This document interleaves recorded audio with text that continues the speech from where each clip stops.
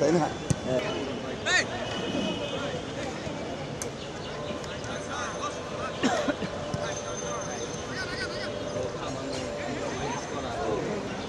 তুমি তো অনেক খেলাচ্ছ, খেও না, পাঠিয়ে দেন।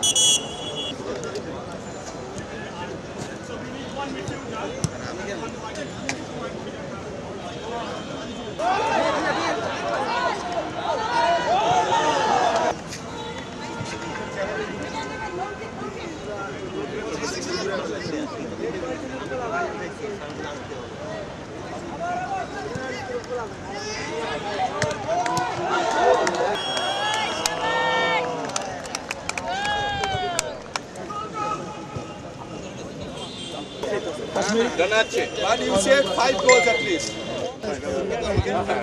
Mr. Rocky. একে তো ছুটি ছিল, রিফ্রেশমেন্ট প্রয়োজন আপনারা জানেন।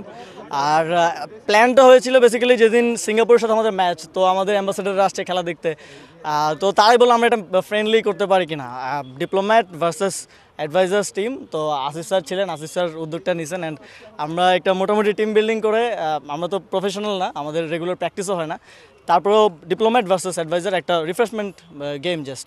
আমরা একটু শখ করে 2-1 দিন খেলেছি, তখন আমরা ভাবলাম যে আমরা ডিপ্লোম্যাটদের সাথে খেলি।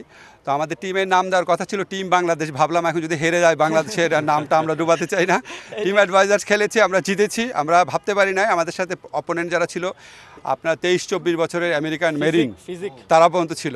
তো আমাদের সবাই খুব ভালো খেলেছে, আসিফ খুবই ভালো খেলেছে, দুর্বল দেহ নিয়ে সে শক্তিশালী প্লেয়ারের সাথে যা খেলেছে আমি মুগ্ধ হয়েছি। ইনশাআল্লাহ আমরা যে আপনার এটা খেললাম, এটা খুব চেষ্টা করেছিলাম আমাদের টিম যেন না হারে বাংলাদেশে।